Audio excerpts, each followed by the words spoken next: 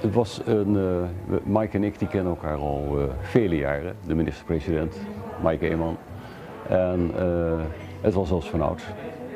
Hij heeft veel verteld over de ideeën voor de komende jaren, het kabinet.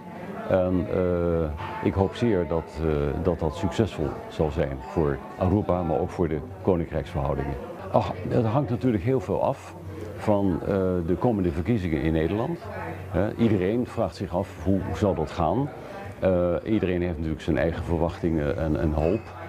Maar we moeten echt 29 oktober afwachten. En daar is het natuurlijk ook afhankelijk van hoe Aruba en de minister-president van Aruba in het bijzonder en ook zijn ministersploeg in Nederland kunnen opereren.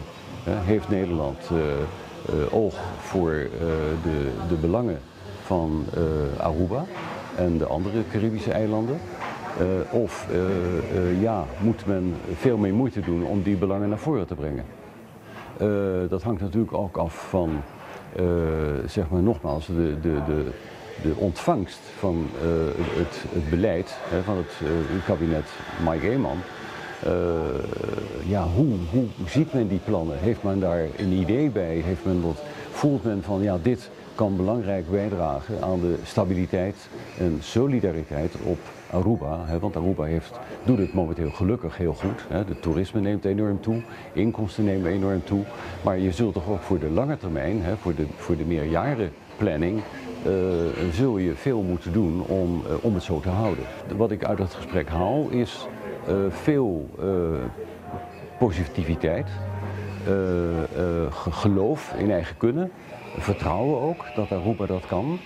Maar nogmaals, ik proef er ook uit dat de samenhang, de samenwerking tussen Nederland, Aruba en ook binnen het Koninkrijk, dat cruciaal is.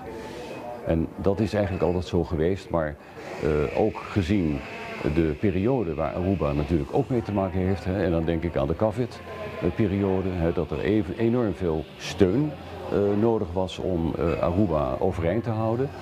Ook in dat opzicht zou Nederland moeten bedenken dat het belangrijk is om bij te dragen aan meer stabiliteit van een klein eiland als Aruba.